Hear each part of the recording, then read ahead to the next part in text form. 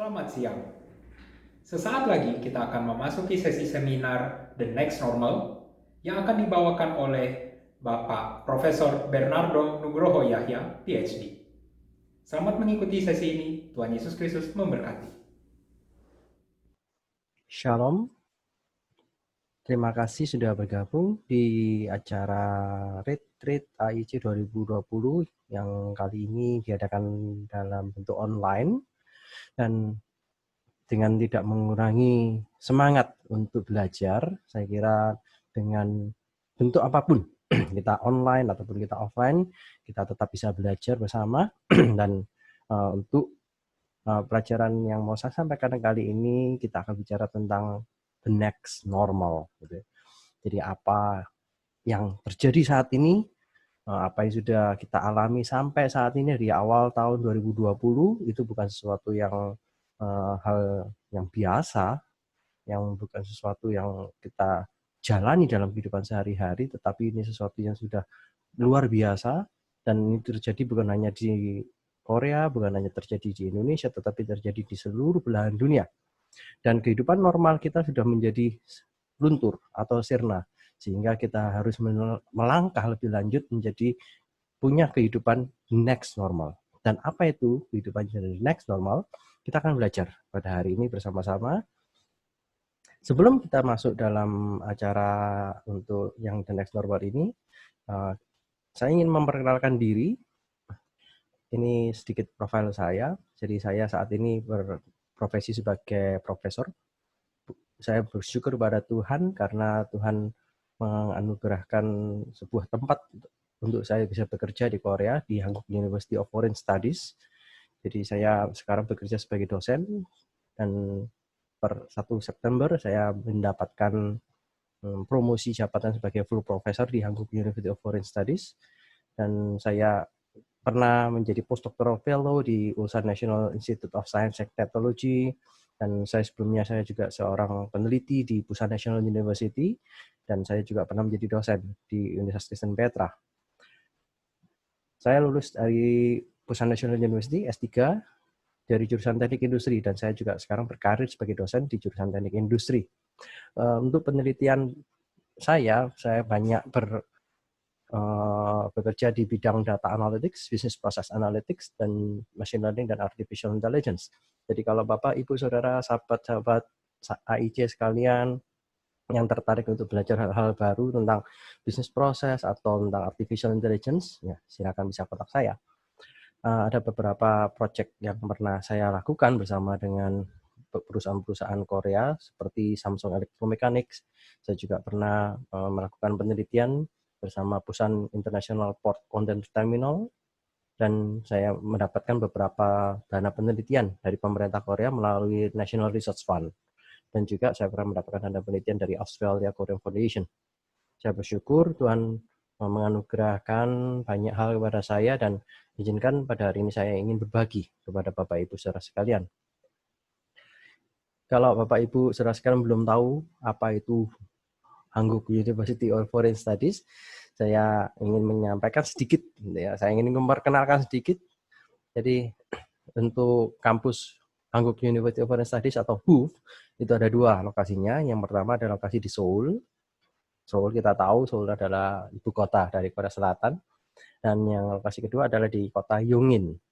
Jadi kota Seoul itu banyak sekali jurusan-jurusannya berhubungan dengan manajemen, bahasa, kemudian juga berhubungan dengan international trade dan sebagainya. Dan dari kampus yang di Seoul itu banyak sekali menelurkan duta besar Korea di dunia. Jadi mungkin duta besar Korea di Indonesia, duta besar Korea di Australia, duta besar Korea di Amerika. Nah, itu rata-rata, ya rata-rata tidak semua, rata-rata adalah lulusan dari kampus Hankook University of Foreign Studies. Untuk kampus kedua dari kota Yongin. Untuk di kota Yongin banyak jurusan yang terkait dengan engineering, science. Jadi karena saya di jurusan teknik industri, saya bekerja di kampus Yongin. Tahun 2020 kampus HUFS atau HUF ini berdasarkan ranking dari QS, gitu ya. QS ini adalah salah satu standar yang digunakan oleh pemerintah Korea untuk menentukan peringkat universitas, dan bersyukur kampus HUF itu menduduki posisi 8 berdasarkan urutan kampus yang melakukan penelitian dan pengajaran. Tapi kalau diukur dari kampus yang secara total, ya universitas secara umum, jadi kalau di Korea ada beberapa bagian gitu ya, universitas secara umum, kemudian universitas secara penelitian, ya, jadi itu ada bedanya. Kalau misalkan di kampus universitas secara umum, kampus HUF ini menduduki peringkat 11. Untuk sampai saat ini ada banyak kerjasama yang dilakukan oleh kampus HUF, ada dari 97 negara, dan 600 universitas yang telah bekerjasama dengan kampus HUF, dan ada 150 institusi kira-kira gitu ya. Jadi saya bersyukur saya menjadi bagian dari kampus HUF ini, dan kalau misalkan ada Bapak Ibu, ada putra-putri, atau ada rekan-rekan yang tertarik untuk sekolah di jurusan teknik gitu ya, nanti saya mencoba untuk bisa membantu. Ya, kembali ke topik. Jadi saya hari ini akan membahas the next normal. Apa itu the next normal? Ini adalah data yang saya ambil per tanggal 26 September. Jadi dari total seluruh dunia itu sudah ada 32 juta kasus COVID-19. Di antaranya 987 orang menyatakan meninggal dunia. Ini sebuah angka yang luar biasa karena dalam waktu yang sangat singkat gitu ya. Dalam waktu sangat singkat ini virus yang tidak terlihat oleh mata ini ternyata membawa korban yang begitu banyak. Bukan hanya korban jiwa, tetapi juga korban materi. Gitu ya. Banyak sekali bisnis yang tumbang karena virus ini. Banyak sekali restoran yang tidak bisa beroperasi. Banyak sekali toko-toko tutup. Banyak sekali orang-orang di PHK. Mereka tidak punya pekerjaan. Jadi hal ini menjadi sebuah hal yang serius di semua negara. Ada 5 hal yang sangat menjadi concern untuk negara-negara yang khususnya ya negara-negara besar dan juga negara-negara kecil pun mereka juga punya masalah yang sama gitu ya. Jadi selama masa pandemi ini gitu, mulai dari awal di bulan Februari sampai bulan Mei itu 5 hal yang menjadi poin penting dalam menghadapi kehidupan sehari-hari ini adalah pertama COVID-19. Ya. Ini menjadi puncak gitu ya. Ini menjadi hal yang paling serius karena setiap negara punya masalah ini dan ada negara-negara yang berhasil untuk mengurangi jumlah penderitanya, tetapi masih banyak negara yang harus berjuang supaya penduduknya tidak lebih banyak lagi yang mati.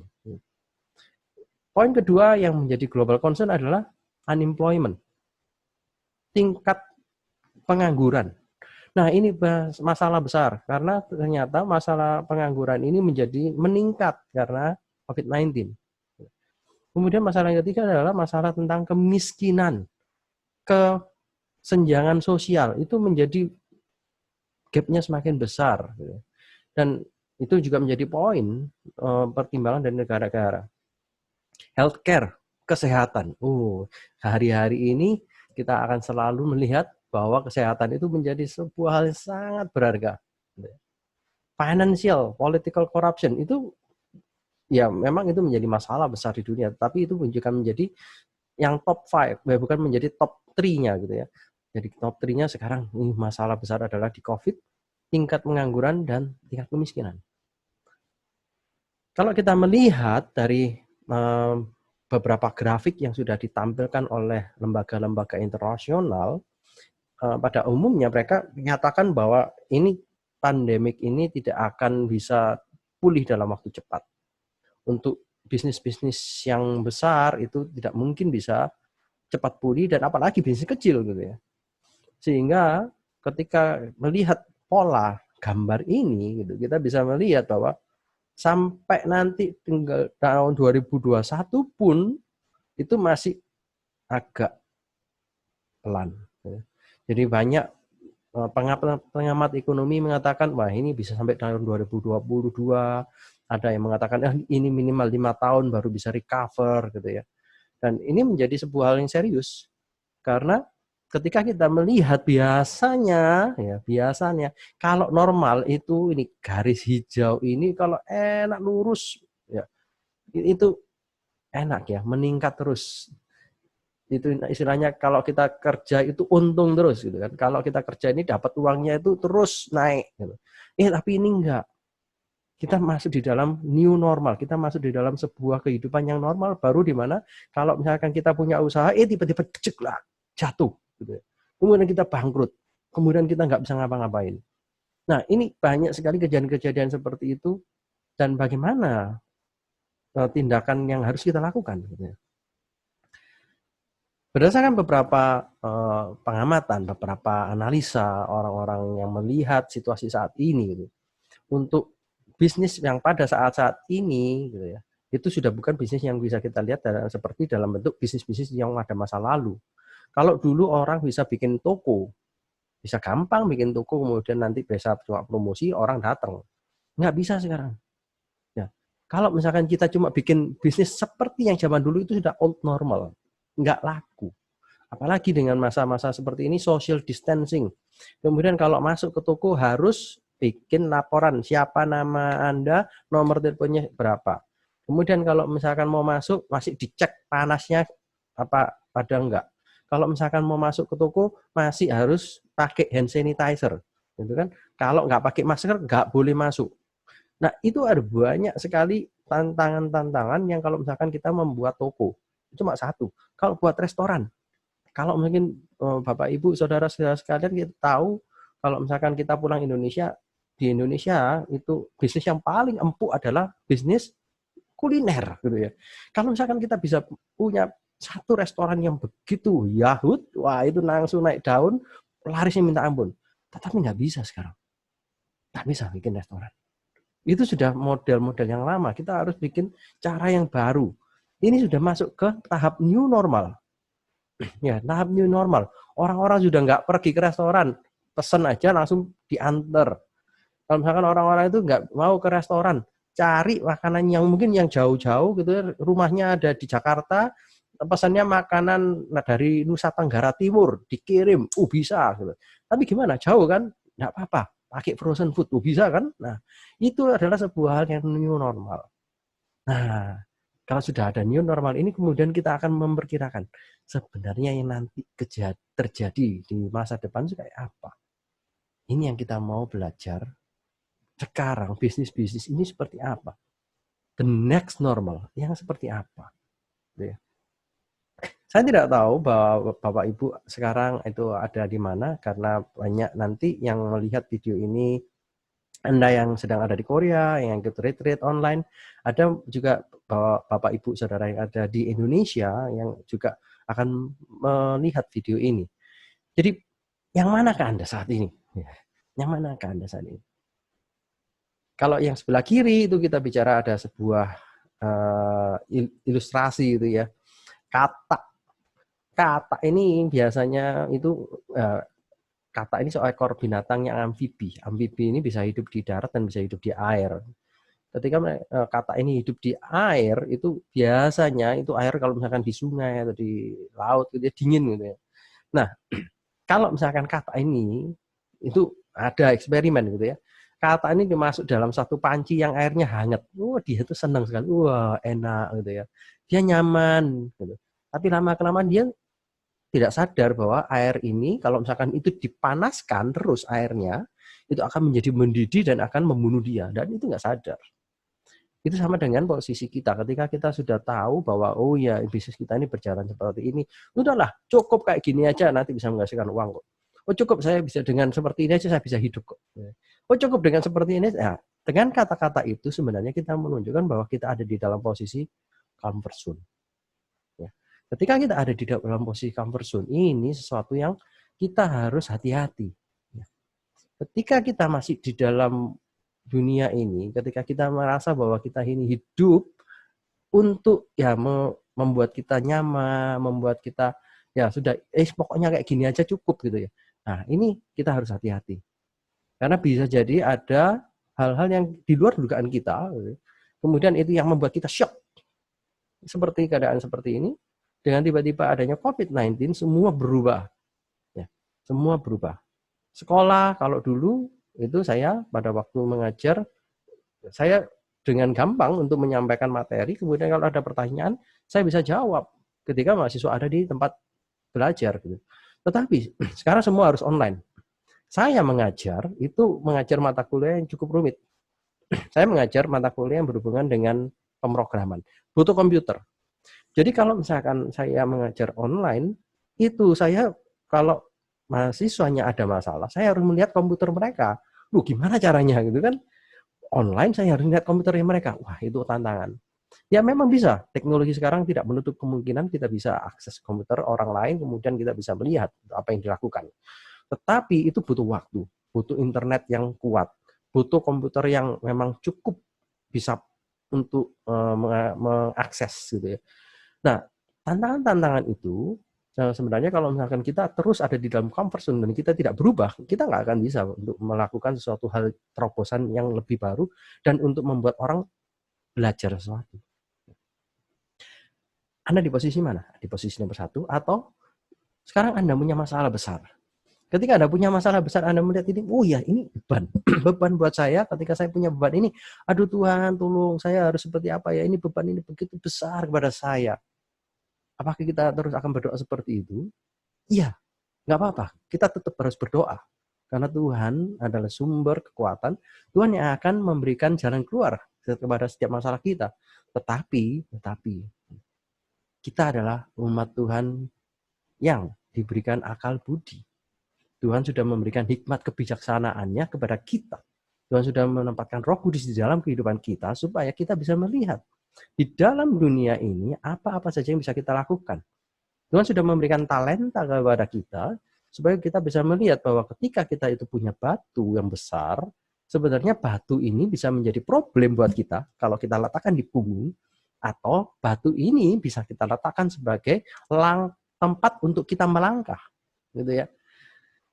Kalau gambar pertama kita melihat bahwa batu ini menjadi sebuah problem karena kita angkat besar. Nah, bagaimana kalau misalkan kita mencoba mengubah cara pandang kita, batu ini kita buat menjadi sebuah opportunity, sebuah alat untuk kita bisa maju ke depan.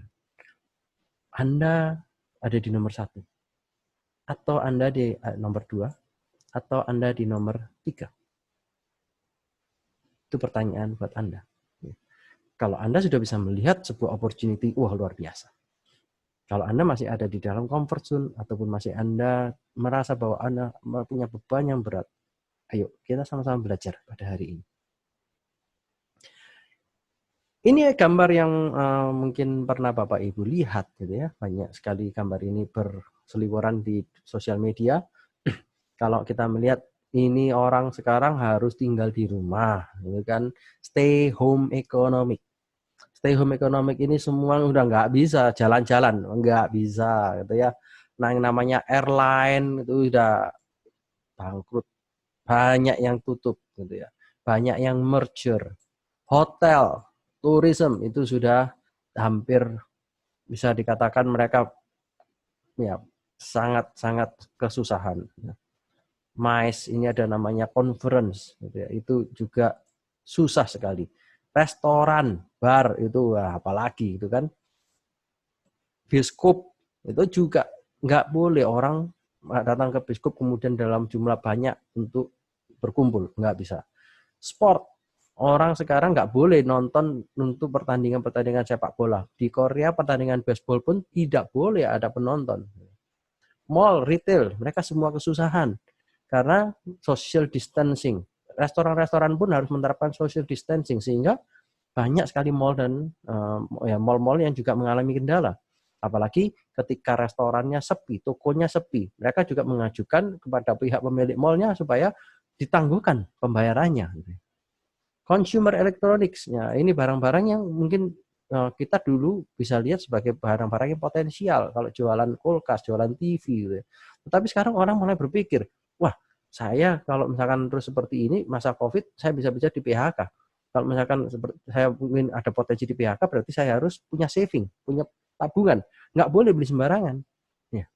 Otomotif, orang sudah mulai mikir, beli mobil enggak? Oil gas, wah ini sudah juga menjadi bisnis-bisnis yang paling banyak bermasalah. Tapi di samping itu masih ada bisnis-bisnis yang bisa lihat potensinya, seperti fitness di rumah.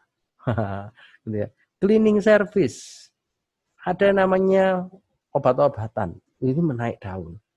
Kita harus butuh multivitamin gitu kan katanya untuk menambahkan booster kita. Nah, ini salah satunya gitu ya. Cloud service. Nah, ini kalau misalkan kita main banyak internet gitu. Kalau Bapak Ibu saudara ada yang bekerja di bidang software atau bekerja di bidang cloud engineering, cloud service. Nah, itu sekarang menjadi salah satu yang menarik.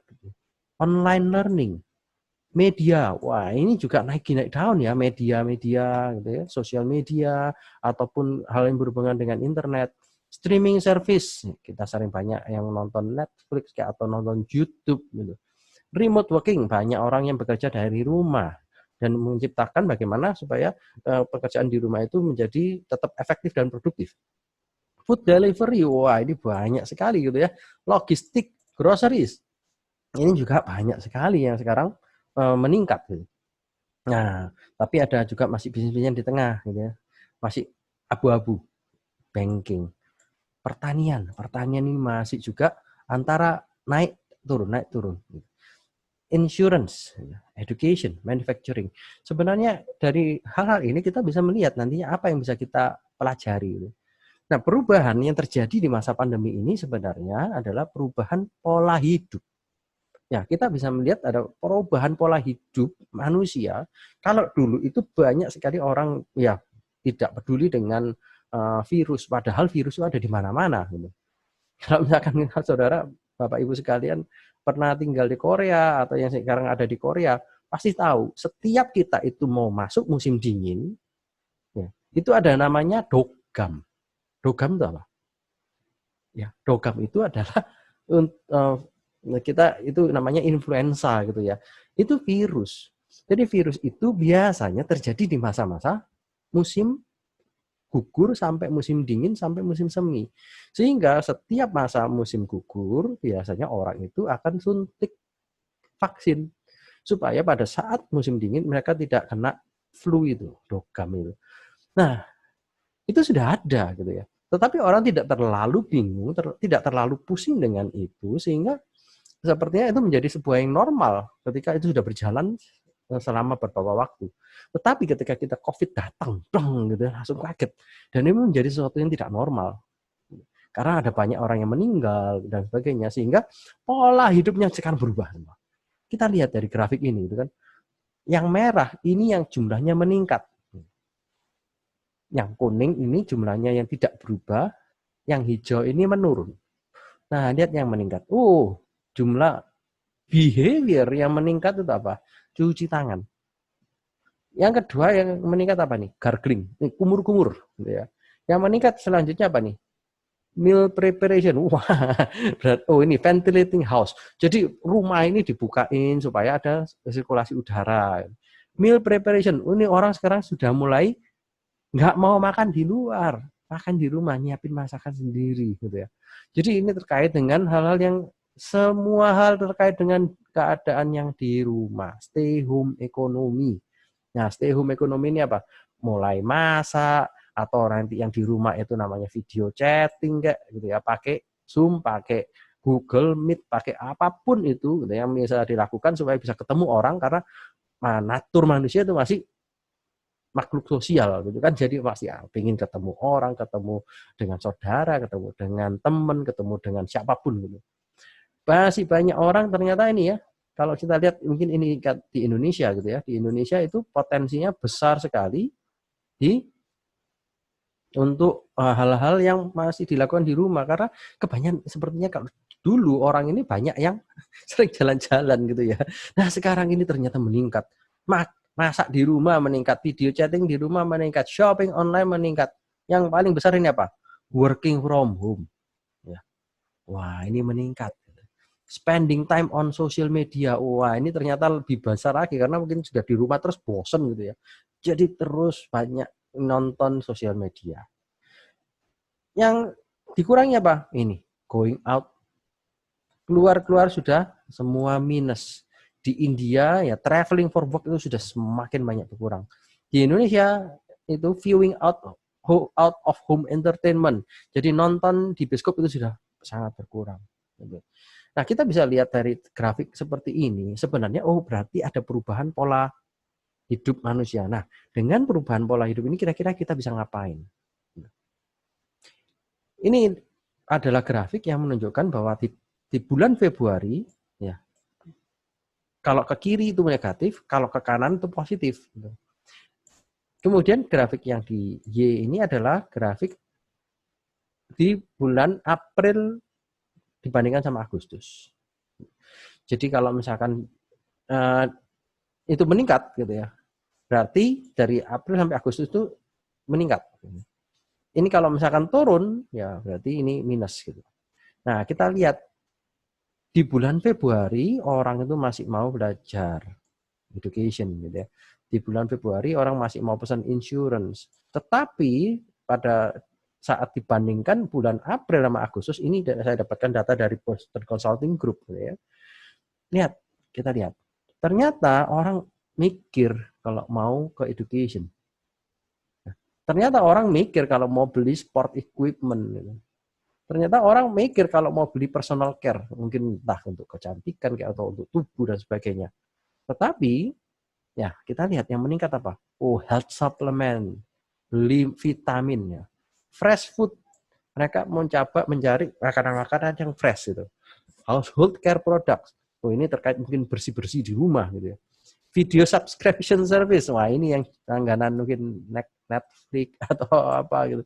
Direct to home TV, wah ini juga online shopping gitu ya yang ada di TV-TV. Prescription medicine ini masih di tengah-tengah, ya ini berarti banyak orang yang sakit dan kemudian mereka minta vitamin, minta obat supaya mereka punya daya tubuh yang kuat gitu. Ini juga kita lihat home construction, nah ini di bulan Februari minus, tapi ketika antara dibandingkan April dan Agustus itu meningkat. Skuter, bikes, alkohol, cars, kenapa kok bisa naik gitu ya? Ini total ya.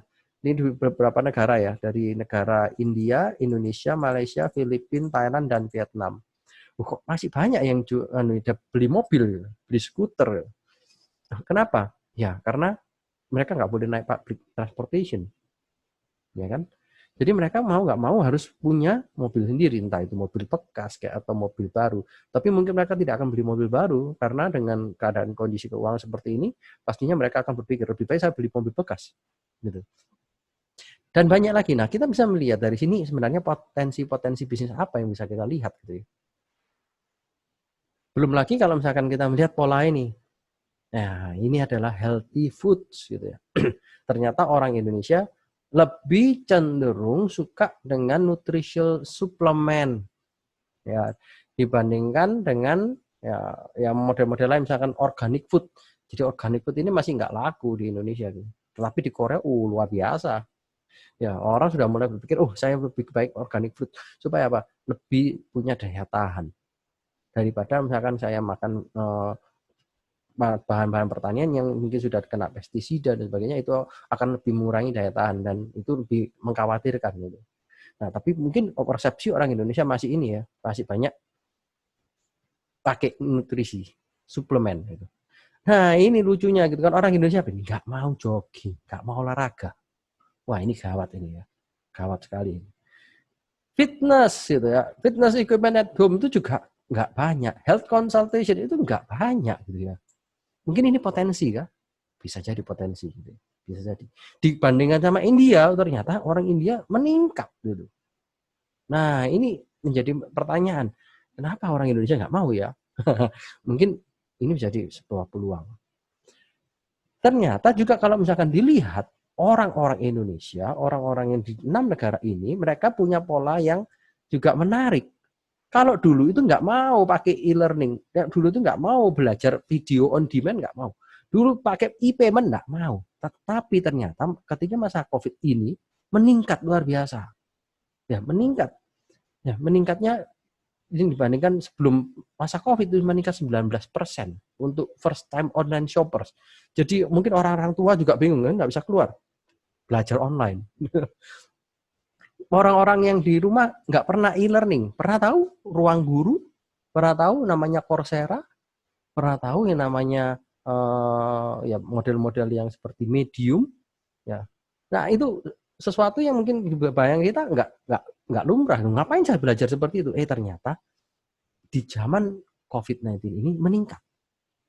Nah, kalau misalkan kita sudah tahu gitu ya, kita belajar dari statistik ini, kita coba mengintip gitu ya. Saya tidak bisa menceritakan banyak hal, tapi setidaknya saya mencoba menceritakan apa yang pernah saya pelajari.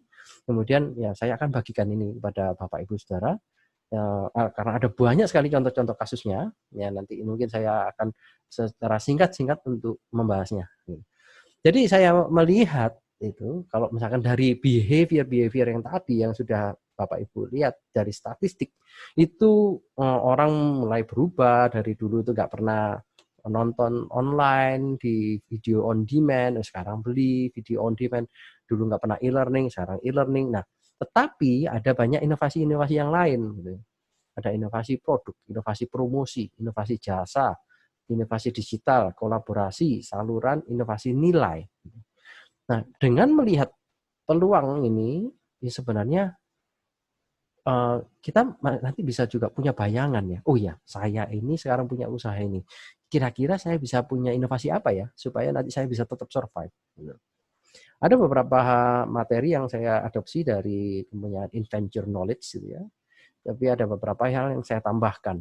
Jadi kita akan belajar ini kurang lebih ada 40. Nah, ada 40 item, mungkin terlalu banyak, tapi nggak apa. Saya akan bahas sedikit-sedikit gitu. Kalau misalkan nanti ini materinya juga akan dibagikan, jadi silakan nanti Bapak Ibu Saudara yang memang tertarik untuk mendapatkan materi ini nanti bisa kontak di bawah video ini.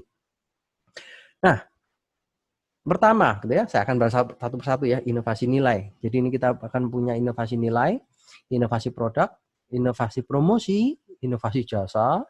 Jadi saya melihat bahwa sobat AIC ini banyak sekali yang ada di jasa, gitu ya. Setelah pulang ke Indonesia itu saya lihat sektor jasa ini masih punya banyak yang menarik yang bisa dilakukan. Nah, inovasi saluran, inovasi kolaborasi, inovasi digital itu juga nanti bisa kita pelajari. Ada beberapa yang dari Indonesia, ada yang dari Korea. Karena penonton dari video ini bisa jadi ada saudara-saudara yang ada di Korea. Jadi saya juga akan sedikit nyerempet yang di Korea. Atau juga Bapak Ibu Saudara ada yang sedang di Indonesia. Jadi saya juga ambil banyak beberapa contoh kasus yang ada di Indonesia. Dan ya saya kira ini juga menjadi sebuah hal penting gitu ya, ketika kita ada di Korea, kita juga ingin tahu nih update yang di Indonesia seperti apa. Jadi banyak contoh kasusnya ini yang di Indonesia, tapi juga ada beberapa yang di Korea. Oke, yang pertama kita lihat inovasi nilai. Inovasi nilai ini artinya ada nilai tambah dari produk atau jasa yang dijual. Contoh nih, ada yang namanya paket corona. Ini apa lagi ya paket corona? Beli produk, ini saya nggak promosi ya, saya nggak dapat komisi apa-apa dari produk-produk yang saya tulis di sini, tetapi saya mau menyampaikan ini adalah sebuah inovasi-inovasi dari produk-produk di Indonesia dan produk-produk yang ada di luar negeri, Korea dan sebagainya. Mereka punya cara untuk bisa survive, kemudian juga ini menggabungkan dengan kondisi yang saat ini. Paket corona ini produknya Lemonilo, ada yang tahu? Nah, ini kalau yang di Korea gitu ya, ini produk mie instan sehat katanya. Nah, produk ini sedang naik daun dan salah satu cara promosinya adalah ini, bikin produknya dijual nanti dapat gratis masker kain. Masker kainnya punyanya Lemonilo. Wah, jadi orang kan sekarang rame nih mau beli masker. Tapi kalau dulu susah cari masker, sekarang mungkin sudah cukup banyak gitu ya produksinya. Nah, ketika orang dikasih masker free, mereka mungkin tertarik. Oh ya, saya butuh masker. Sekalian aja saya beli produk ini. Atau untuk produk-produk yang lain yang terkait dengan mencegah virus corona gitu. Sehingga kalau misalkan saya itu beli katakanlah gitu kan, saya beli apel. Nah, beli apel nanti plus dapat hand sanitizer. Wah, itu menjadi sebuah nilai lebih. Ya. Yang kedua, ini ada namanya beli sekaligus. Bapak Ibu pernah beli kopi 1 liter? Nah, ini menarik gitu ya. Jadi ternyata produk-produk ini menjadi booming di Indonesia. Ini kopi seliter gitu ya. Itu banyak sekali beredar di online store. Seliter kenangan itu jadi ada namanya kopi gula aren, kopi kenangan mantan ya, itu namanya macam-macam gitu ya. Nanti cek aja mungkin di Bukalapak, di Tokopedia gitu. Wah, itu sudah luar biasa. Minum kopi 1 liter pernah? Ya, saya kira ini sesuatu yang unik gitu ya. Ya mungkin karena satu keluarga biasanya pergi ke satu coffee shop, kemudian mereka minum, ya mereka pilih macam-macam. Nah, tapi sekarang kondisi seperti ini mau ke coffee shop juga riskan. Sehingga oke lah, beli aja sekaligus nih 1 liter, nanti di rumah tinggal dibagi-bagi. Kasih gelas kosong, kasih es batu, udah minum sendiri gitu kan. Ada namanya yang ketiga travel logistik. Pernah punya bisnis travel? Ya, biasanya travel itu ngangkut orang. Ya, saya rumahnya di Surabaya. Istri saya itu orang Jember. Nah, ada travel gitu ya, Surabaya, Jember, Jember, Surabaya. Biasanya ngangkut orang, nggak ada sekarang orangnya. Kenapa? Orangnya nggak mau bepergian. Nah, travel, ya bisnis travel ini menjadi harus berpikir, saya harus ngapain ya? Oh ya, jadilah travel logistik. Nggak bisa bawa orang, tapi bisa bawa barang. Jadi tetap melakukan bisnisnya, sekarang orangnya tetap nyetir gitu ya, Surabaya Jember, tapi bawanya barang. Sama dengan seperti yang sekarang Korean Air itu mengubah kabinnya. Jadi kalau misalkan Bapak Ibu naik pesawat, biasanya kan itu kelihatan kan kursi-kursinya. Nah, selama masa pandemik ini nggak ada yang naik pesawat. Sehingga gimana? Ya, pesawat-pesawat mereka itu kursinya dibongkar. Sekarang diisi sama logistik. Luar biasa ya. Jadi sekarang Korean Air tetap terbang, tetapi barang yang jadi penumpangnya, bukan orang. Nah, cara berpikir yang seperti ini mungkin kita bisa juga mengambil hikmatnya gitu. Ada namanya on demand cleaning service. Bapak Ibu tahu hotel itu juga salah satu industri yang terdampak. Orang nggak mau cari ke tempat keramaian. Mereka merasa bahwa udah di rumah aja. Nah, terus hotel kalau nggak ada yang menghuni gimana? Akhirnya mereka harus mencari cara supaya setiap karyawannya tetap bisa survive. Tetap gimana supaya karyawannya tetap bisa bekerja di hotel itu. Nah, ini ada satu hotel yang di Indonesia namanya Hotel Teras Kita. Mereka membuat satu aplikasi yang aplikasi ini bisa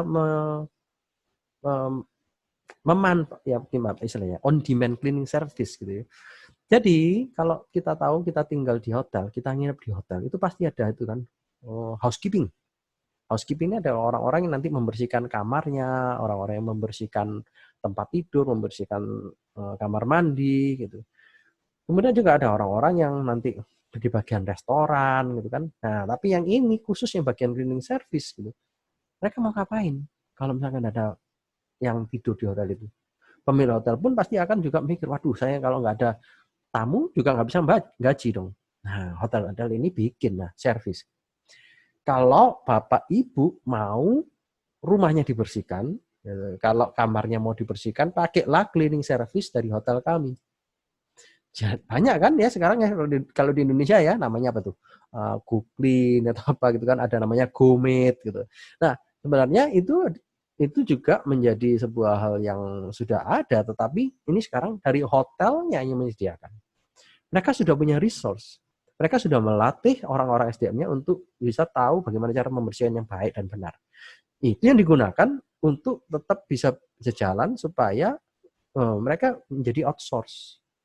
Ya, mereka bekerja untuk melayani orang-orang lain datang ke rumah bersih-bersih. Tentunya memang ada lah orang-orang yang mungkin masih, aduh, saya tambah panggil orang kan tambah bahaya Pak, kan mending bersih sendiri. Ya nggak apa-apa, tapi masih ada loh orang-orang yang punya keinginan untuk ya udah saya bayar orang aja untuk bersihkan rumah saya. Gitu.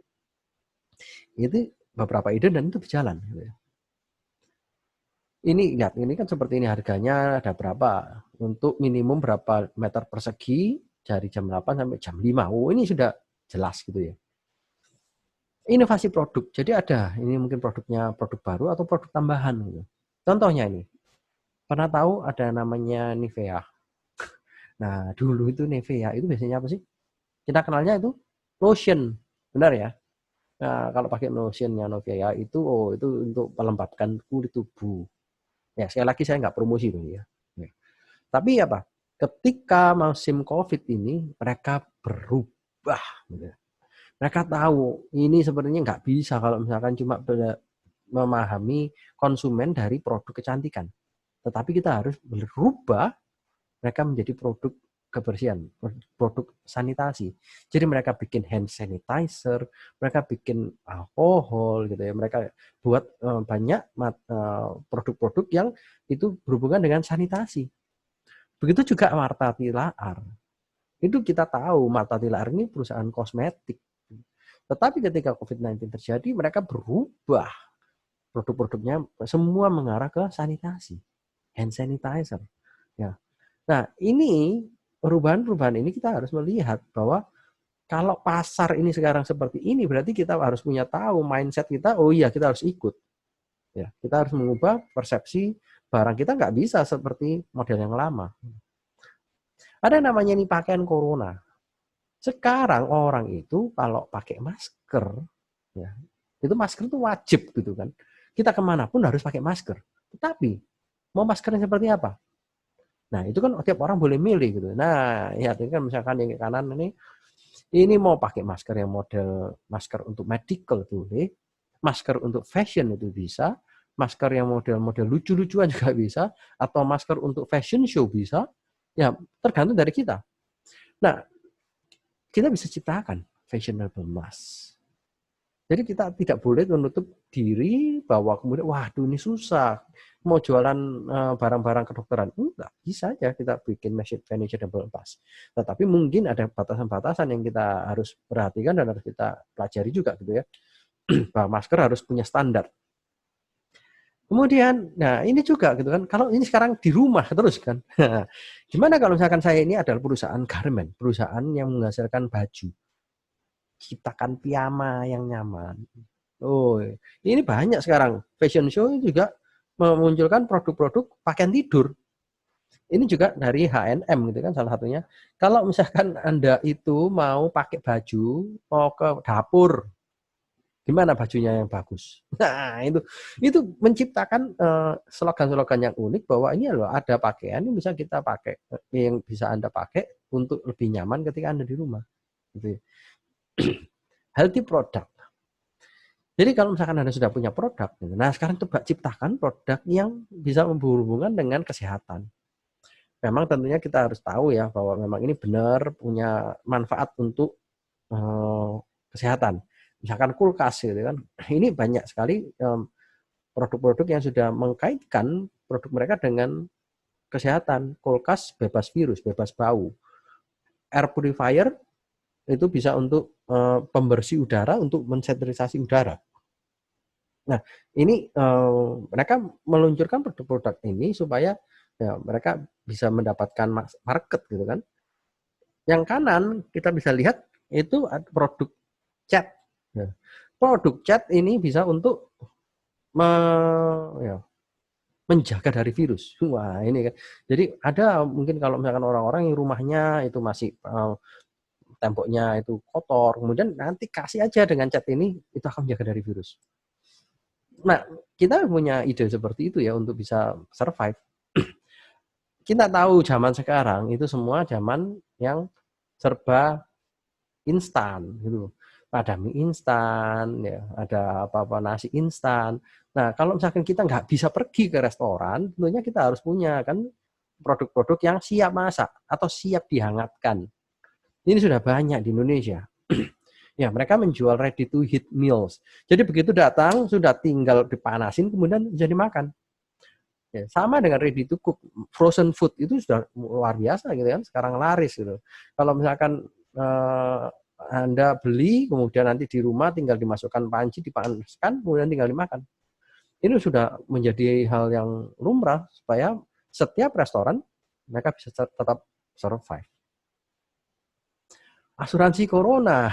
Nah, kalau misalkan kita itu berada di perusahaan asuransi, kita bekerja di perusahaan asuransi, pasti kita juga akan berpikir, gimana ya kita harus survive, karena oh iya, ini banyak orang-orang yang nanti kalau kena penyakit, mereka akan butuh asuransi. Bikinlah satu program baru, asuransi corona. Nggak murah loh ya, kalau misalkan kita itu masuk ke rumah sakit sekarang. Apalagi di Indonesia. Gitu. Kalau misalkan kita ketahuan positif, masuk ke rumah sakit itu antri. Dan ketika sudah masuk, wah itu bayarnya mahal. Apalagi kalau misalkan kita itu sudah ketahuan positif dan akut sekali. Bayar ventilator itu mahal ya, luar biasa. Saya pernah mendengar gitu ya, untuk satu ventilator itu mungkin bisa ketika sampai sembuh itu bisa ratusan juta rupiah. Kalau Anda nggak punya asuransi, nggak bisa. Bahkan juga ketika punya asuransi pun itu mereka punya syarat gitu kan. Kalau misalkan Anda punya asuransi, kemudian nanti kalau misalkan sakit, itu nanti syaratnya apa? Misalkan Anda umurnya berapa, kemudian nanti preminya berapa, dan itu nggak bisa semua di cover. Ada beberapa yang harus tetap Anda bayar. Nah, ini semua tentunya kalau misalkan Anda di perusahaan asuransi, itu pasti akan tahu bagaimana cara membuat program yang bagus dan orang juga tertarik untuk beli. Ya. Ada namanya inovasi promosi. Kalau kita tahu WFH itu apa sih? Ya namanya work from home. Ya. Tapi orang ini mulai berpikir, wah nggak bisa lah kalau misalkan kita ini mengandalkan cuma promosi biasa-biasa. Ini dibikin lah WFH itu work from hotel. Wah, luar biasa ya. Siapa yang mau ini? Work from hotel. Ini orang-orang merubah cara promosinya. Kalau misalkan Anda itu orang yang sering berpergian, traveling gitu kan, kalau misalkan Bapak Ibu harus mengunjungi kantor cabangnya di sini, kemudian harus mengunjungi klien di kota yang lain gitu. Nah, kalau misalkan harus ketemu dengan kliennya di sebuah restoran atau apa, nggak bisa gitu. Nah, tapi tetap harus melihat lokasi, melihat memonitor apa yang ada di sana, ya tentunya kita tetap harus butuh hotel. Atau mungkin kalau misalkan punya saudara, ya bisa aja ke rumahnya saudara gitu. Tapi kalau nggak ada tempat untuk kita tinggal, ya kita bisa pesan hotel tetapan, dan ya mereka membuat ini sebagai media yang tepat sekali. Nah, ngomongnya work from hotel. Biaya mungkin ya hampir-hampir sama seperti biasanya, tapi mungkin mereka akan punya harga promosi karena sekarang hotel juga nggak banyak yang datang. Staycation. Banyak sekali hotel-hotel, khususnya misalkan hotel-hotel di Bali gitu ya, hotel-hotel di tempat-tempat wisata itu mereka semua kesusahan. Orang sudah menahan, mereka tidak mau bepergian. Jadi hotel-hotel mulai berpikir gimana caranya menciptakan sesuatu yang benefit. Bikin staycation. Pesen hotel bayar sekarang, mau datang kapanpun sampai akhir tahun 2020, silahkan. Ya, itu cara-caranya gitu ya. Ada namanya koneksi dan ikatan konsumen. Nah, koneksi ikatan konsumen ini apa? Kalau saudara beli produk, katakanlah beli susu, dikasih resep. Resep cara membuat rolet omelet supaya nanti kalau sudah sampai rumah ini bisa bikin sendiri gitu kan. Ya sebenarnya ini metodenya sama aja dengan metode-metode yang dulu ya sudah pernah ada. Cuma sekarang dikasih tambahan ini. Masak di rumah aja gitu. Supaya apa? Orang kesannya ini loh kalau misalkan sudah di rumah ini bisa punya aktivitas nih, masak. Kalau bikin roll omelet nanti ini kalau pakai susunya merek Christian Flag itu lebih enak. Nah, dengan cara-cara seperti itu kita bisa membuat promosi menjadi lebih tepat sasaran kepada orang-orang yang suka masak. Gitu ya. Nah, ada juga tentang inovasi jasa. Di inovasi jasa, kita mengubah sesuatu, peruntukannya itu untuk apa? Kalau dulu harus ke restoran, nggak bisa sekarang, gitu kan. Nah, apa yang dilakukan? Nah, restoran-restoran di Indonesia ini ada restoran Magal punya Korea, gitu ya. Kita tahu ya, Korea ini biasanya barbecue, ini kan. Sabujin, ini juga, ini masakan Jepang, sabu-sabu, gitu. Nah, ini kan nggak bisa kalau misalkan orang mau di rumah. Gitu. Restoran harus berubah. Harus bisa berpikir bagaimana inovasi ini bisa tercapai. Gitu. Mereka punya caranya menghadirkan barbeque dan sabu-sabu di rumah. di rumah. Jadi dikirim, termasuk apa? Bahan makanannya, bumbunya, sampai alat masak dan piringnya semua disediakan ke rumah konsumen. Jadi namanya service experience. Mereka sudah melakukannya. Ya. Oh, ini ada namanya all you can eat di rumah. Gimana caranya? Ini menarik ya, menarik sekali gitu. Ini restoran di Australia.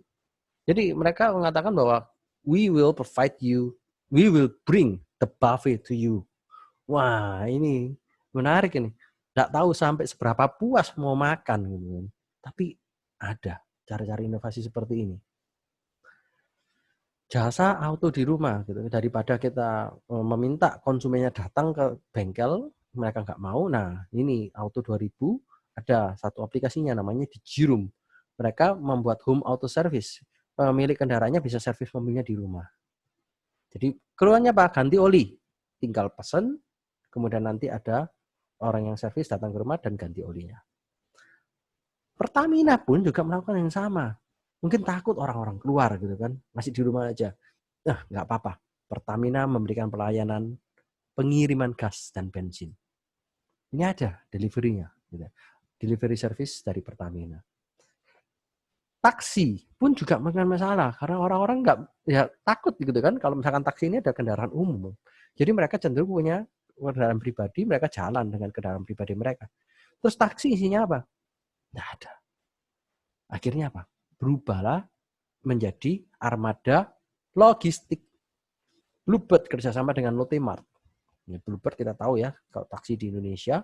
Ini kerjasama dengan Lotte Mart, jadi mengantarkan barang-barang sehari-hari, grocery. Di Singapura pun juga sama. Di Singapura ini ada namanya ComfortDelGro, itu satu perusahaan taksi, itu kerjasama dengan Redmart. Itu juga mengantarkan barang-barang online, ya, pakai mobil. Jadi supaya barang-barangnya lebih aman gitu ya. Karena kalau mungkin naik sepeda motor ada barang-barang yang harus dalam kulkas atau dalam pendingin gitu ya. Jadi mereka mungkin ada beberapa orang yang lebih nyaman ketika barang itu diantar dengan mobil. Supermarket booking spot. Nah, ini menarik gitu ya. Ada namanya aplikasi OpenTable. Nanti kalau misalkan bisa dilihat, tapi ini enggak bukan di Indonesia gitu ya. Jadi aplikasi ini adalah sama seperti kalau kita di Korea, itu kita makan, kemudian kita antri. Biasanya kalau antri itu kita dapat nomor antrian gitu kan. Nah, tapi kalau nomor antrian itu lama sekali, kita kan bosen. Jadi ada orang-orang berpikir bikin aja satu aplikasi yang dimana nanti nomor antriannya itu bisa masuk ke KakaoTalk. Model seperti itu juga bisa dibikin dengan aplikasi mereka nih, OpenTable. Nah, sebenarnya aplikasi OpenTable ini sebenarnya pertamanya untuk mengatasi antrian itu. Jadi kalau Anda antri, ya supaya nggak antri, Anda bisa reserve. Jadi ada namanya mungkin di Korea ada namanya Never Reservation gitu ya. Ada Kakao Reservation itu untuk reserve di restoran gitu. Kalau dulu restoran bisa reserve, sekarang sepi kan. Ngapain reserve? Tapi tetap orang butuh belanja kehidupan sehari-hari. Mereka butuh ke supermarket. Jadi sekarang produk ini, OpenTable ini berpindah dari dulu reservasi restoran menjadi reservasi supermarket. Saya mau ke supermarket, saya mau belanja A, B, C, D, kemudian saya reserve. Jam 10 sampai jam 11 saya akan di sana. Kalau misalkan supermarketnya tahu, oh jam 10 sampai jam 11 ini ada orang yang mau datang, berarti mereka bisa upayakan social distancing. Kira-kira seperti itu. Ini kejadian gitu ya, flight to nowhere. Pernah dengar ya? Ya tahu pernah dengar, tapi ini sudah terjadi di beberapa negara seperti di Taiwan, di Jepang, di Australia ya. Jadi mereka menawarkan flight to nowhere. Orang ini ada yang senang naik pesawat. Ya, ada juga orang yang senang tuh makan masakannya pesawat itu loh. Nggak tahu. Mereka tuh sepertinya enjoy sekali naik pesawat. Ini mereka airline ya daripada sepi, mereka bikin flight to nowhere. Jadi ada satu perusahaan Taiwan, China Airline, itu membuat penerbangan ke Jeju. Tetapi sampai di atasnya Jeju, nggak turun Jeju, kembali lagi ke Taiwan. Nah, menariknya adalah orang mau bayar. Karena mereka merasa sudah capek di rumah. Gitu. Di Taiwan itu tingkat penambahan kasusnya 0. Jadi tidak ada penambahan kasus lagi. Jadi mereka menutup pintu untuk orang tidak masuk ke Taiwan dan tidak boleh juga orang keluar dari Taiwan. Tetapi ya ini masih masih masuk akal ya, flight to nowhere. Jadi jalan-jalan, naik pesawat, balik lagi. Nggak kemana-mana. All you can fly. Ini juga menarik. Program Happy Fly dari China Southern Airlines ini sudah ada dilakukan di Cina, di mana kalau misalkan Anda mau pergi ini sudah sedang lagi dalam promosi gitu ya. Jadi kalau Anda tinggal di Cina, mulai dari tanggal 26 Agustus sampai tanggal 26 Januari, Anda cuma bayar tuh kurang lebih 3.699 yuan. Ya, itu mungkin setara berapa tuh? 6 juta lah ya, 6.500.000 dolar gitu ya. Ya sekitar 6 juta rupiah gitu. Jadi kalau misalkan bayar segitu, Anda boleh pilih rutenya ke kota apa di Cina, ya cuma di dalam Cina aja. Ke kota apa di Cina selama masa itu berapa kali.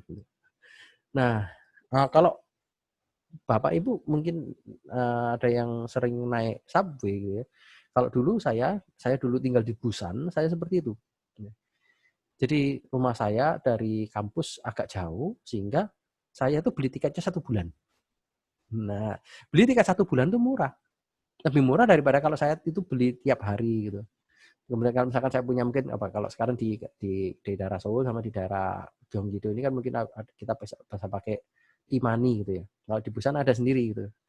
Saya lupa, Money atau apa gitu. Nah, kalau misalkan kita isi, kemudian kita naik subway gitu. Nah, itu nanti bayarnya bisa lebih mahal kalau kita nggak pakai yang bayar bulanan. Nah, saya pakai yang bayar bulanan. Itu subway gitu, karena dia harian. Loh ini kalau pesawat, masa harian? Kan enggak. Tapi mereka bisa membuat all you can fly. Jadi bisa kapanpun mau terbang silakan. Pokoknya seatnya ada, tanggalnya terserah di tanggal 26 Agustus sampai 26 Januari. Luar biasa ya. Seandainya ada aja juga kalau misalkan kayak gini dari Korea ke Indonesia, all you can fly. Wah, banyak yang antri mungkin ya. Oke. Membership all you can eat ini juga terjadi di Cina gitu. Mereka tahu bahwa restoran-restoran ini sudah nggak bisa hidup ini. Gimana caranya? Ditawarin ini 588 yuan katanya ini ya. Ini kurang lebih ya sekitar 1,3 juta rupiah, 1,4 juta gitu. Bisa makan kapanpun dalam 1 bulan. Nah, mau nggak yuk? Jadi dalam 1 bulan mau tiap hari itu nggak apa-apa. Makan buffet pagi ya. Setiap pagi datang makan buffet ini dalam 1 bulan tiap hari boleh. Jadi bayar membership all you can eat. Inovasi. Rugi nggak? Saya belum yakin kalau mereka rugi, tapi pasti mereka punya strategi untuk bisa survive. Karena zaman sekarang itu mendapatkan cash itu susah. Mendapatkan uang cash itu loh, minta ampun susahnya. Orang pasti akan menahan diri untuk tidak keluar uang. Jadi gimana caranya supaya orang keluar uang? Ya kita harus punya cara-cara inovasi seperti ini. Ada yang mungkin dari grup Marriott Hotel juga punya cara gitu. Kalau Anda makan di hotel, ini di Bangkok. Anda makan di Hotel Marriott sebesar 4.500 baht, itu nanti bisa nginep gratis 1 malam di hotel. Nah, dine and stay for free. Ini kalau dihitung berapa ya? 4.500 tuh kalau kemarin saya hitung itu sekitar 2 jutaan. Makan 2 juta mahal ya. Iya mahal ya. Tapi dapat nginep malam 1 malam gratis di hotel. Ya untuk orang-orang yang kaya, saya kira ini masih nggak terlalu mahal kalau makan 2 juta gitu ya. Itu yang terkait dengan inovasi jasa. Nah, kalau misalkan kita mau bicara tentang inovasi saluran, gimana sih mengubah cara penyaluran ke konsumen? Sudah banyak sekali ya, namanya take away. Nah, tapi ini biasanya terjadi di makanan-makanan yang pada umumnya ada gitu ya. Tapi ini kalau makanan hotel, jarang. Tapi hotel mereka harus tetap survive. Mereka membuat lunchbox. Ya. Ini loh, ada namanya 5-star hotel. 5-star hotel ini mereka bikin ini. Kalau misalkan yang buffet tadi gimana caranya dibikin layan antar? Mereka harus siapkan boxnya yang begitu pas dengan makanan-makanan ini supaya mereka bisa antarkan ini ke rumah orang yang mau makan makanan hotel itu. Nah, ini sudah terjadi di JW Marriott. On demand beauty and health. Ini masih banyak loh orang-orang yang suka untuk kecantikan, kesehatan gitu ya. Mungkin kita yang bekerja di ranah kecantikan dan kesehatan seperti ini, kita bisa punya ide ya. Misalkan ini ada namanya produk Miracle. Di Indonesia ada namanya Miracle, ini stay home treatment. Jadi kalau misalkan tinggal di rumah terus, apa ya yang harus dilakukan ya supaya kita tetap cantik atau kita tetap sehat gitu. Nah, mereka menyediakan ini kitnya. Oh, ini untuk laki-laki, ini untuk perempuan, maka sudah menyediakan paketnya. Atau bahkan ada satu namanya RH. RH ini satu juga produk kecantikan gitu ya di Indonesia. Mereka melakukan vitamin C injection. Nggak lumrah mungkin ya. Vitamin C kok diinjek, kan bukannya biasanya diminum aja. Sama ya. Ada orang-orang yang merasa bahwa lebih cepat untuk diinjek karena injection ini boostingnya lebih cepat daripada kita minum. Nah, injectionnya pakai apa? Drive-thru. Why not gitu kan? Jadi datang ke sana, kemudian disuntik di mobil, selesai lewat. Bisa juga. Belanja antar online, ya saya kira ini sudah lumrah ya. Belanja, kemudian nanti minta tolong diantar. Nah, itu sekarang menjadi hal yang biasa akhirnya. Gitu ya. Kalau dulu orang masih datang ke Alfamart milih barang produknya sendiri itu. Sekarang nggak bisa. Mau ketemu di Alfamart, nanti ketemu orang lain, kita nggak tahu apakah orang itu positif atau enggak gitu. Ada namanya OTG, orang tanpa gejala gitu. Nah, kita harus hati-hati dengan semua itu sehingga orang akhirnya familiar dengan belanja antar online. Telepon, saya mau beli ini, oke, diantar. Atau pakai application, pilih barang-barang, kemudian diantar. Nah, ini hal-hal ini seperti ini akhirnya menjadi sebuah hal yang normal yang baru, gitu ya. Menjadi normal di era-era saat ini. Kalau dulu aneh orang kok suruh nganter, kenapa? Tapi ternyata itu menjadi lumrah. Direct to customer. Dulu beli kecap gitu ya, beli kecap ya sudah lah ke toko, ke Alfamart sebelah lah gitu kan. Tapi sekarang enggak, beli kecap satu pun gitu ya, nanti bisa diantar kalau misalkan mau siap bayar biaya kirim gitu ya. Tapi kalau misalkan beli minimal pembelian 150.000 gratis ongkir. Nah, ini produk yang simple gitu dan orang-orang sekarang sudah mulai perusahaan-perusahaan itu sudah mulai berpikir bahwa oke, ini tidak menutup kemungkinan hanya untuk sebuah produk yang ketika misalkan Anda pergi ke Lotte Mart atau kemana gitu ya. Tapi per merek ABC. Khusus ABC mereka menyediakan seperti ini. Gramedia jual buku, khusus buku-bukunya Gramedia dijual customer, direct to customer. Ada namanya drive-thru society. Ini di Korea terjadi, saudara. Ya, pasar tradisional. Pasar tradisional ini kalau orang-orang kan mau ke pasar. Kalau ke pasar ketemu orang banyak, susah. Jadi akhirnya apa? Bikin drive-thru. Jadi di kota Yongin, ya saya kebetulan tinggal di kota Yongin, itu di kantor wali kotanya dibikin sedemikian rupa supaya mobil itu bisa datang lewat, kemudian beli barangnya pulang. Lewat beli barangnya pulang. Jadi sudah dikasih paket ini ya. Ini kalau misalkan beli ini paketnya ini untuk ini samgyeopsal, ada timun, ada sayuran gitu ya. Sudah ini paketnya 20.000. Yang paketnya satunya dapat 10.000. Nih kalau misalkan mau beli berasnya nih ada 28.000 gitu. Nah, ini sudah disediakan informasi ini. Kalau mau silakan datang jam sekian sampai jam sekian, nanti langsung masuk di mobil gitu. Pasar ikan. Ini ada pasar ikan saya lupa di Congyangnya atau di mana gitu. Mereka juga seperti itu. Karena biasanya orang makan ikan enak, fresh gitu kan. Ini sekarang nggak ada konsumennya. Mereka pakai drive-thru. Jadi mereka sudah nyiapin raw fish, itu kan orang Korea kan suka raw fish gitu. Jadi mereka nyiapkan jam berapa, kemudian nanti ada mobil yang datang, tawarin, ayo mau yang mana? Oh saya mau yang ini. Oke langsung kasih. Drive-thru. Lotte Hotel itu juga seperti itu. Mereka sudah menyiapkan drive-thru. Nah, ini cara-cara seperti ini, mereka cuma menyiapkan salurannya aja yang berbeda, tapi produknya tetap. Ya. Nah, gimana caranya kita kalau punya produknya tetap, tapi kita mau buat saluran penyalurannya yang berbeda. Ada namanya inovasi kolaborasi. Inovasi kolaborasi ini berarti kita mengubah juga cara penyaluran ke konsumen. Caranya gini nih, ada namanya kolaborasi merek. Häagen-Dazs sama Secret Cinema. Nah, Secret Cinema ini salah satu perusahaan yang berhubungan dengan film gitu ya. Nah, di masa-masa stay at home ini caranya adalah ini kalau misalkan Anda nonton film, ya, kan mungkin gayanya orang nonton film macam-macam ya, ada yang pakai sofa, ada yang pakai kursi, atau mungkin ada duduk di mana, saya nggak tahu gitu. Nah, mereka posting. Ya. Ini posting gaya, kemudian kalau yang postingnya itu di satu film, nah sesuai aja karakternya apa. Misalkan kita nonton yang film terkini nih Mulan gitu misalkan ya. Wah, kita posting seperti gayanya Mulan gitu. Nah, kemudian difoto, nanti masukkan ke satu sosial medianya Häagen-Dazs, nanti dapat ini menu spesial Häagen-Dazs untuk di Amazon Prime. Itu ada gitu ya. Jadi mereka membuat kolaborasi seperti ini untuk mengenalkan produk baru atau membuat orang mereka mau bayar. Cloud Kitchen, pernah dengar ya? Kalau mungkin yang di Indonesia mungkin sudah tahu ya.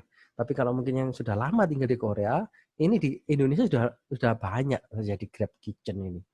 Jadi orang itu kalau pesan makanan sudah mungkin pesannya ada kalau yang jauh-jauh gitu ya, ada bayar ongkirnya banyak gitu. Nah, supaya ongkirnya lebih minimum, akhirnya Grab Kitchen ini berpikir gimana kalau di beberapa lokasi dibikin aja dapur bersama. Jadi supaya makanan-makanan yang jauh itu jangan sampai memberi ongkos yang besar. Kasihan kan yang ngirim dan juga kasihan yang pesen karena biayanya besar. Jadi dibikin Grab Kitchen itu kayak food court gitu, saudara. Tapi di food court itu, oh ya orang bisa beli, bisa makan di sana, atau nanti orang bisa cuma pesan makanan, kemudian nanti ada tukang Grab-nya yang akan nganter. Nah, ini sudah menjadi hal yang besar ya di Indonesia. Ada Grab Kitchen atau apa tuh? Saya lupa, Go Kitchen atau apa gitu. Ini menjadi hal yang baru, yang the next normal. Layan antar berbasis komunitas. Ini ada satu aplikasi namanya Root Cafe. Root Cafe ini aplikasi di mana orang-orang itu bisa daftar. Kemudian kalau ketika dia daftar, nanti dia ini bisa bantu pedagang pasar tradisional, bisa bantu restoran-restoran yang mereka itu dapat pesanan tapi nggak bisa nganter. Nah, ada orang-orang yang jalan kaki biasanya gitu ya. Ini di Korea juga ada namanya Dongnesobi. Jadi mereka itu biasanya ada di radius 1 kilometer, kemudian mereka menyediakan diri untuk menjadi pengantar. Nah, tapi kalau di Korea ini ada biaya yang dikenakan. Kalau yang Root Cafe ini volunteer, jadi sukarelawan. Ada kan orang-orang yang biasanya suka jalan sore sama anjingnya gitu ya, atau mungkin sekedar dia tuh mau lari sore gitu kan. Nah, waktu lari itu sekalian gitu. Kalau misalkan lewat restoran ini, mau nggak lu nganter barang ini ke sana? Deket kok, 200 meter. Mau. Nah, bisa join di layanan ini. Menarik. Ada namanya layanan antar kolaborasi antar bisnis. Ini punyanya Korea gitu ya, Senggakdero. Ini menarik juga gitu ya. Ternyata layanan antar ini mereka ada di kota-kota kecil. Jadi di tempat saya ini sangat kecil sekali, tapi ada orang-orang yang punya pemikiran untuk bisa menjadi pengirim barang ini. Dan ini koneksinya bukan cuma sekedar koneksi biasa, karena orang mungkin nggak punya sepeda motor. Ya, di Korea lebih banyak orang pakai mobil daripada sepeda motor, sehingga orangnya dikonekkan dengan yang menyewakan sepeda motor. Kemudian nanti dikonekkan dengan restorannya. Kemudian dikonekkan bisa jadi orang-orang yang sudah punya sepeda motor tapi mungkin nganggur. Jadi akhirnya koneksi antar bisnis ini semuanya dikoneksikan jadi satu yang namanya ini Senggakdero. Kalau mungkin tidak tahu di tempat Bapak Ibu saudara yang ada di Korea sekarang mungkin ada gitu ya. Tetapi ini mereka menarik gitu karena apapun bisa dilakukan oleh Senggakdero. Bisa kirim makanan, bisa kirim parcel, bisa kirim barang, apapun mereka bisa. Luar biasa, kolaborasi. Penting sekali. Inovasi digital, ini juga menarik gitu ya. Digitalisasi ini sekarang sudah luar biasa, besar. Konser virtual, nah pernah lihat konsernya BTS online? Nah ini besar sekali, besar. Dulu orang itu kalau sudah nonton BTS, wah gitu kan, nah sekarang nggak bisa, nonton di rumah. Bisa, masih bisa. Live streaming di Indonesia juga itu juga menjadi yang populer gitu ya. Nonton pakai live Instagram, pakai entah YouTube live, pakai Facebook live.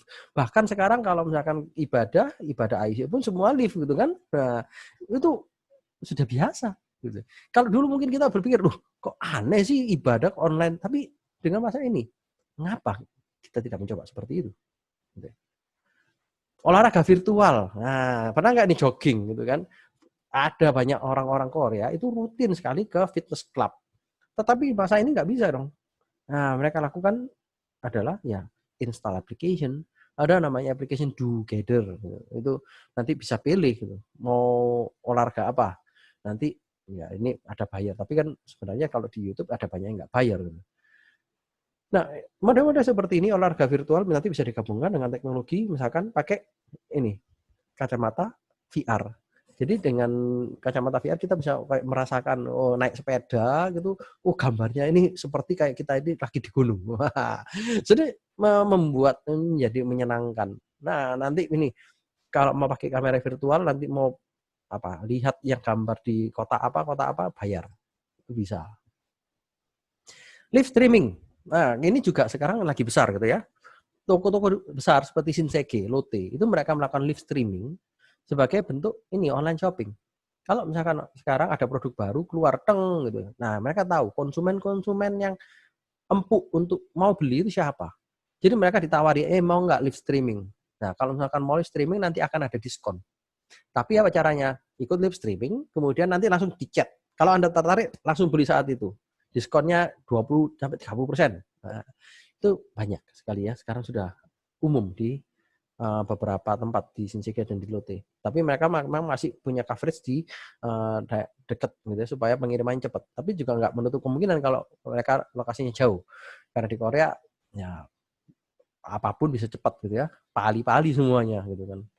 Ini juga ada live streaming, masak bersama gitu kan. Ini ada satu TV di Korea itu si orangnya nih masak live, kemudian ditampilkan layar besar supaya orang-orang ini sama-sama masak gitu kan. Nah, dia promosi. Ini pakai minyak goreng ini lebih gurih. Kemudian ini pakai bumbu ini lebih enak. Nah, ini sekalian mempromosikan produk-produk yang ada di toko-toko gitu kan. Nah, ini media-media seperti ini digunakan untuk memberikan satu benefit untuk produk-produk groceries. Foto virtual. Ada yang punya hobi moto? Wah, ini juga jadi menarik. Di masa-masa pandemi ini orang sudah nggak mau kan di luar, ketemu orang di foto nggak mau. Studio foto sudah nggak laku gitu ya. Ini sudah menjadi hal yang sudah berat untuk fotografer. Ini ada orang-orang yang masih berpikir, bisa kok. Caranya gimana? Virtual photoshoot. Virtual photoshoot, sorry. Ya, kita ngomong virtual photoshoot ini apa? Ini ya contohnya. Jadi si orang ini ada di rumah. Terus kemudian dia pakai TV yang bagus, kemudian si orang yang objek fotonya itu disuruh action gitu ya. Kemudian dia foto dari tempatnya dia, tapi fotonya di layar monitor. Dia nggak ketemu orangnya. Dan banyak. Di Italia itu luar biasa peminatnya. Di Indonesia juga banyak. Loh, mau bayar? Mau. Ya. Karena apa? Biasanya orang-orang yang suka selfie kan. Siapa yang suka selfie? Ayo. Nah, kalau suka selfie, susah kan kalau selfie tangan sendiri gitu susah. Maunya kan difotoin. Tapi nggak boleh ketemu orang. Dan orang-orang yang punya seni di fotografi itu adalah orang-orang yang khusus sebenarnya. Jadi mereka bisa melakukan pekerjaannya dengan virtual. Virtual trip. Wah, ini suka yang jalan-jalan gitu ya. Sudah sekarang di masa-masa ini nggak bisa untuk jalan-jalan. Jadi akhirnya gimana? Pakai virtual trip. Ini contoh ya.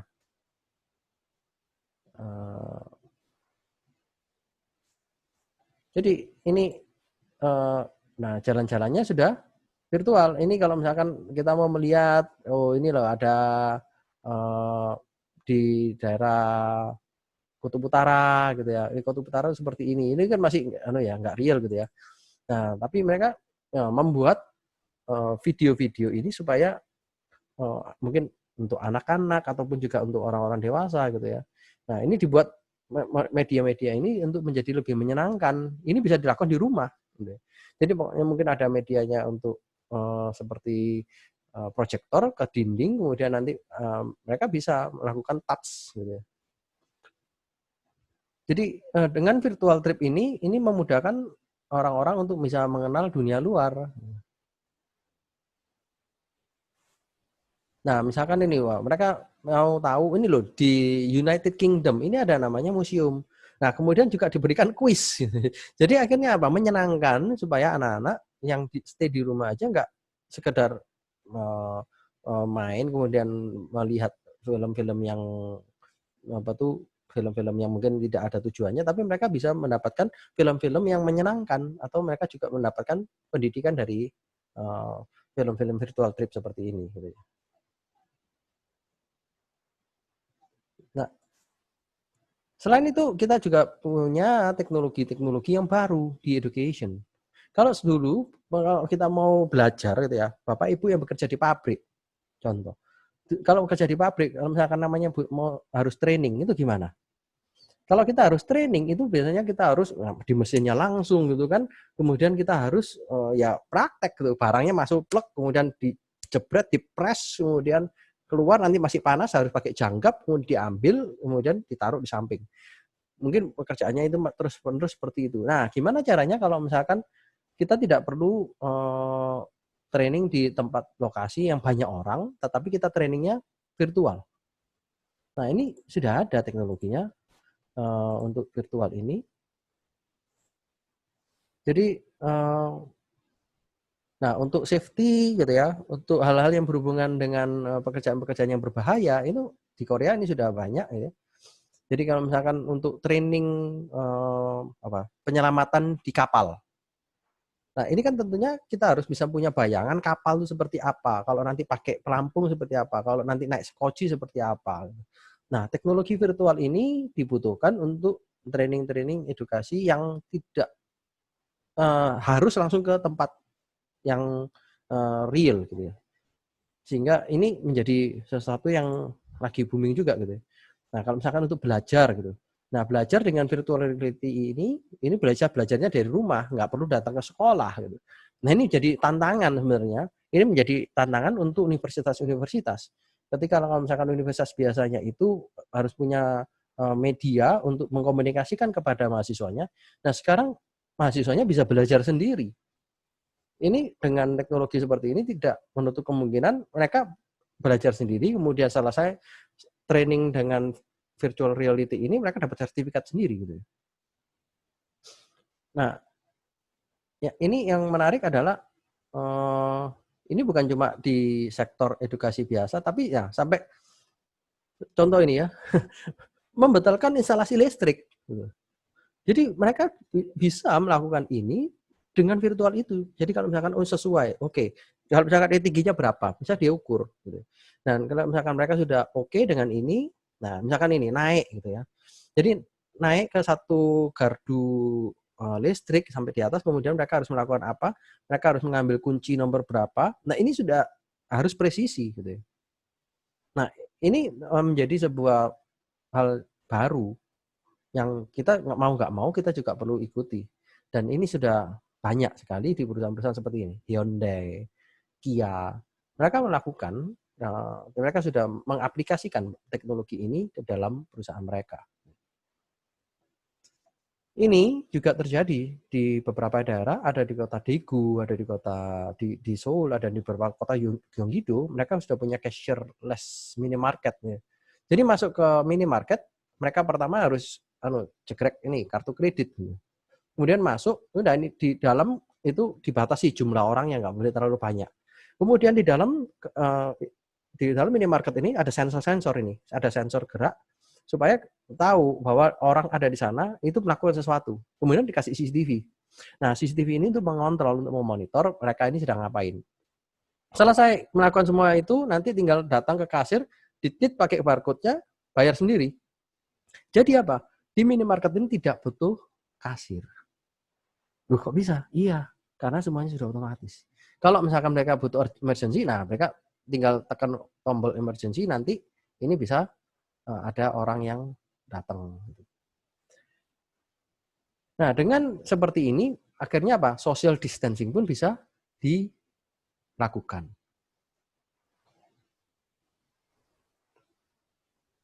Oke. Nah, ada yang namanya surfing robot di Korea ini.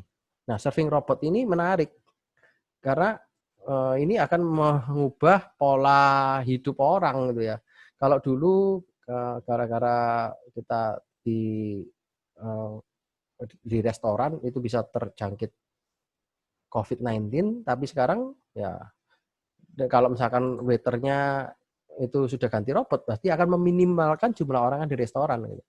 Misalkan contoh ini kan ketika dia ini pakai beli ini makanan gitu ya. Nah, kemudian dia oke, ini sekarang makanannya diantar bukan pakai orang tapi pakai robot. Ini sudah ada di Seoul ya. Jadi ini menarik ini kalau misalkan ini diterapkan juga, ini akhirnya apa? Mengurangi interaksi orang. Pengiriman dengan contactless, jadi tidak ada kontak antara orang. Sudah lumrah ini. Pakai drone, pakai robot. Jadi Bedali Minjok di Korea itu sudah menggunakan yang namanya robot. Jadi mengirim kopi satu itu pakai robot itu bisa. Jadi mengirim makanan pakai robot sudah, dimasukkan di dalam robotnya jalan pakai GPS, kemudian nanti robotnya akan melihat ini nanti ada zebra cross, nanti dilihat ini lampunya merah berarti nggak boleh jalan, kalau lampunya hijau nanti dia jalan. Itu sudah ada. Pertanyaannya, siapa yang memimpin digital transformasi di perusahaan Anda? COVID-19. Ya. Jadi gara-gara COVID-19 ini semuanya akhirnya berubah. COVID membuat segala sesuatu yang dulunya normal itu menjadi next normal. Jadi new normal. Selanjutnya apa? Kita mau di posisi mana? Kalau mungkin kita sekarang masih dalam posisi ketakutan gitu ya. Waduh, masih nggak bisa Pak. Usaha saya ini susah. Usaha saya ini nggak bisa, kalau misalkan kalau seperti Bapak sampaikan, wah ini sudah yang luar biasa lah. Usaha saya ini masih dalam kategori ini. Enggak. Justru di dalam masa-masa ini, Bapak Ibu Saudara sekalian itu punya kesempatan untuk namanya belajar. Jadi zona belajarnya ini harus dikembangkan. Jadi tidak boleh kita cuma dalam kondisi seperti ini, kemudian kita cuma berserah, kemudian kita cuma merasa bahwa oh ya nanti Tuhan akan tunjukkan langkah selanjutnya. Oh itu benar, memang benar. Tetapi kita tetap harus belajar. Belajar gimana caranya? Ikutlah gitu ya. Model-model yang seminar atau YouTube itu banyak sekali informasi-informasi yang buat kita lebih berguna. Ya tentunya jangan pilih yang tidak berguna ya. Kita lihat mana yang potensi untuk masa depan kita. Kita pilih sesuatu yang berkait dengan bisnis kita. Kalau kita sudah tahu posisi kita itu adalah posisi belajar, suatu hari Bapak Ibu akan merasa bahwa ini adalah potensi untuk bertumbuh. Nah, kalau sudah sampai di potensi untuk bertumbuh ini, Bapak Ibu akan melihat bahwa sebenarnya ketika ada masalah apapun, ketika ada hal-hal yang kita hadapi sekarang itu berat apapun, kita akan melihat bahwa ternyata Tuhan itu punya rencana yang indah. Karena apa? Kita sebagai umat Tuhan di dunia ini, ya, kita sebagai umat, anak-anak Tuhan di dunia ini, kita tidak akan lepas dari masalah. Kita tidak akan lepas dari problem-problem dalam kehidupan kita. Dan kita nggak bisa terus dalam dunia ketakutan.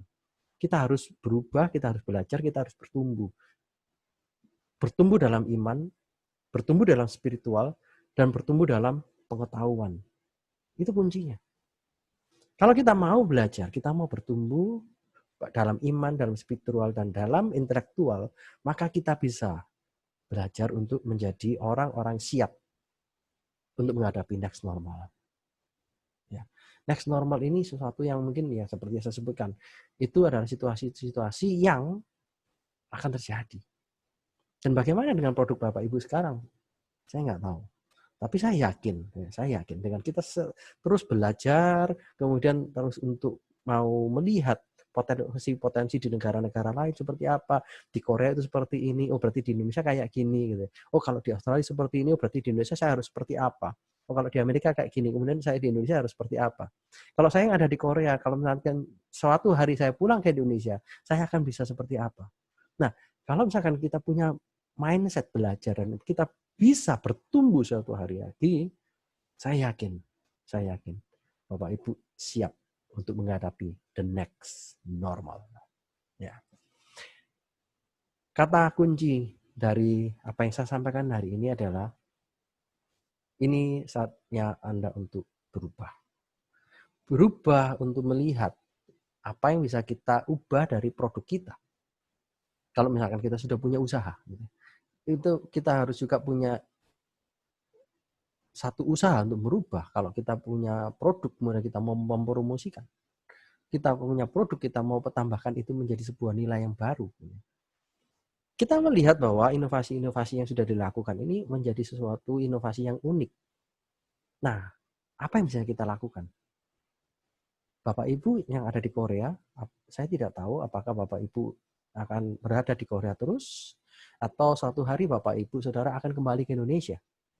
Ketika kembali ke Indonesia, itu juga menjadi sebuah momen untuk berubah.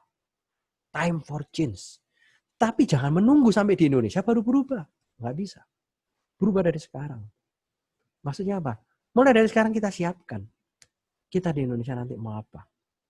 Kalau misalkan kita sudah punya stereotype, ya, contoh gitu ya, Bapak Ibu yang ada di masing-masing AIC, kalau sudah punya potensi, punya talenta, ya, coba lihat talenta itu dan kita coba ubah cara pandang kita bahwa talenta itu bisa dijadikan sesuatu yang kita gunakan untuk di masa depan. Saya melihat banyak sekali orang-orang yang punya potensi memasak. Ya, ada orang-orang yang punya potensi untuk melayani di bidang musik. Ada orang yang punya potensi untuk melayani, menjadi singer, menjadi pemimpin pujian. Nah, potensi-potensi itu bisa dikembangkan lagi sebenarnya menjadi potensi-potensi yang lebih besar lagi untuk menjadi promosi diri kita di masa depan untuk mungkin menjadi pekerjaan kita. Kalau kita punya potensi untuk memasak, saya yakin suatu hari Anda akan punya peluang untuk buka restoran. Nah, kalau buka restoran gimana caranya? Tadi kita bisa melihat ya, inovasi-inovasi yang sudah dilakukan. Dan tentunya kita juga harus punya satu starting point atau waktu kita mulai. Mulainya dari sekarang. Kalau Bapak Ibu sudah mulai dari sekarang, kemudian promosi sekarang pakai online, pakai sosial media, suatu hari nanti orang itu akan melihat apa? Si Ibu Budi ini ya dulu itu suka masak. Enak loh makanannya. Nah, satu hari apa? Orang-orang akan mouth to mouth ngomong tanpa Anda harus promosi, makanan Anda akan laris. Gitu ya. Begitu juga kalau misalkan kita punya semangat untuk melayani. Ini loh ya dulu si A ini ya suka sekali melayani, suka sekali membantu orang. Wah, ternyata apa? Ketika sudah pulang ke Indonesia dia menyediakan satu perusahaan jasa, ya perusahaan jasanya ini untuk misalkan bersih-bersih. Nah, orang-orang kan lihat, dia waktu di Korea ini ya rajin sekali. Waktu dia itu ada di IECA gitu ya. Dia itu pulang terakhir kemudian dia bersih-bersih. Wah, dia kalau bersih-bersih itu selalu salut. Gerejanya bersih. Nah, itu jadi potensi. Karena apa? Kita tidak pernah membayangkan kita ke depan seperti apa. Ya. Apa yang menurut pandangan kita itu tidak mungkin, bukan berarti sesuatu yang tidak bisa terjadi. Saudara, kita di dalam naungan kasih karunia Tuhan. Ya. Sesuatu yang kita berpikir tidak mungkin, itu bukan berarti tidak bisa terjadi. Saya cuma mau menceritakan bahwa pada saat saya pertama, saya menjadi dosen di Korea, saya juga tidak pernah punya bayangan bahwa saya akan bisa menjadi full profesor. Saya tidak pernah punya bayangan bahwa saya bisa menjadi seorang guru besar. Menjadi seorang guru besar, menjadi seorang profesor itu beban. Menjadi seorang guru besar, menjadi seorang profesor itu menjadi sebuah hal yang terus akan menjadi beban ketika kita itu tidak punya karya yang bisa dibagikan. ketika kita tidak punya penelitian yang kita bisa lakukan untuk kehidupan sehari-hari, untuk kehidupan masyarakat sekitar, gitu. Itu beban buat saya. Dan juga beban untuk orang-orang yang sudah punya gelar profesor. Tetapi oleh karena kasih karunia Tuhan, saya boleh mendapat kesempatan menjadi full profesor di Korea. Dan saya pertama berpikir itu tidak mungkin, tetapi itu ternyata terjadi oleh karena kasih karunia Tuhan. Dan saya yakin, Bapak Ibu Saudara, dimanapun Bapak Ibu Saudara berada, baik Anda ada di Korea, baik Anda di Indonesia, ataupun dimanapun Anda sekarang berada, saya yakin Tuhan sedang punya rencana yang indah, dan apapun yang Anda rencanakan, mungkin dalam pikiran Anda, nggak mungkin Pak saya bisa seperti ini. Jangan katakan tidak mungkin. Apa yang tidak mungkin buat manusia, itu mungkin buat Tuhan. Amin. Filipi 4 ayat 13 mengatakan, segala perkara dapat kutanggung di dalam Dia yang memberikan kekuatan kepadaku. Amin. Itu saja dari saya. Terima kasih dan selamat melakukan aktivitas-aktivitas retreat berikutnya. Tuhan memberkati. Wah, menarik sekali ya. Saya yakin saudara-saudari juga mendapatkan wawasan baru melalui seminar ini. Sesi terakhir akan dimulai kembali pada pukul 7 malam waktu Korea Selatan. Sampai jumpa.